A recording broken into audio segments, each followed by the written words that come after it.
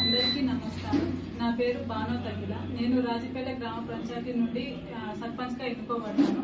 నా తోటి ఉప సర్పంచ్ గారు మరియు వార్డు మెంబర్ గారందరికీ నా హృదయపూర్వక నమస్కారాలు. నేను చదువుకున్నాను, బిఏడ్ కంప్లీట్ చేశాను.